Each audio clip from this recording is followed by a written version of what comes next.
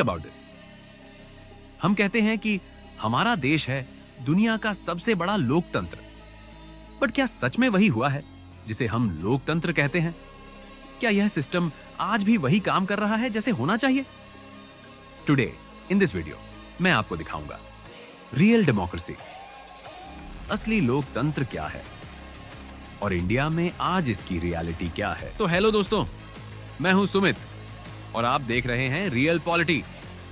आज हम एक्सप्लोर करेंगे क्या डेमोक्रेसी सिर्फ इलेक्शंस तक लिमिटेड है या इसके पीछे की पावर, चैलेंजेस और रिस्पॉन्सिबिलिटीज भी इक्वली इंपॉर्टेंट है।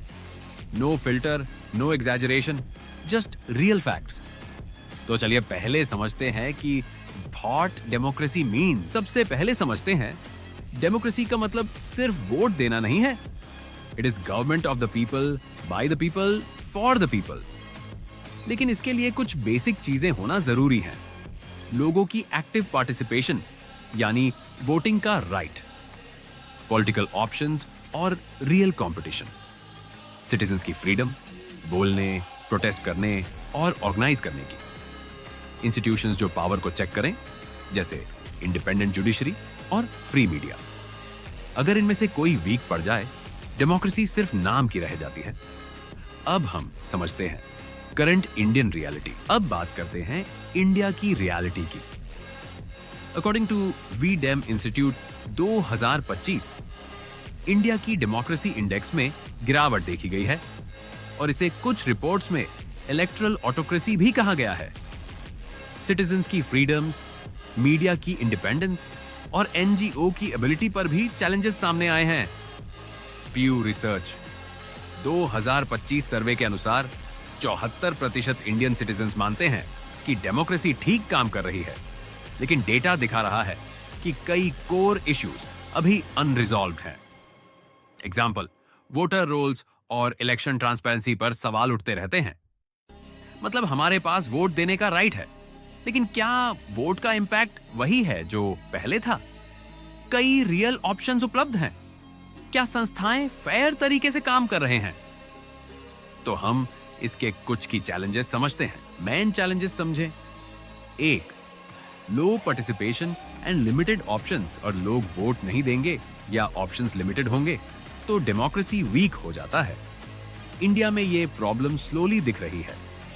2, balance of freedom and control democracy. सिर्फ इलेक्शन नहीं है, सिटीजंस की फ्रीडम, मीडिया और ऑर्गेनाइजेशन की इंडिपेंडेंस भी जरूरी है। ये बैलेंस अगर टूट जाए, सिस्टम वीक हो जाता है। 3, इंस्टीट्यूशनल ट्रस्ट। अगर इलेक्शंस, वोटर रोल्स या पॉलिटिकल कंपटीशन सिर्फ शो हो, डेमोक्रेटिक कल्चर डेमोक्रेसी सिर्फ रूल्स का इश्यू नहीं है।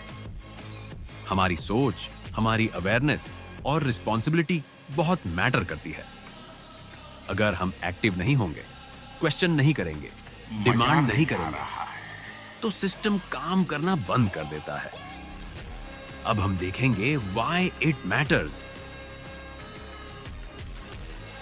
ये इसलिए इंपॉर्टेंट है क्योंकि इंडिया में 1.4 अरब लोग रहते हैं।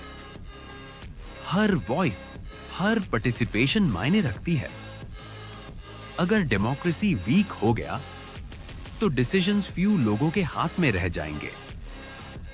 हमारी फ्रीडम और नेक्स्ट जनरेशन की फ्यूचर इंपैक्ट होगी। अब समझो व्हाट कैन वी डू। तो सॉल्यूशंस क्या हैं? Vote smartly. सिर्फ वोट देना नहीं, समझदारी से वोट करें। Stay informed. मीडिया फॉलो करें, क्वेश्चंस पूछें, डिस्कस करें। Take action locally.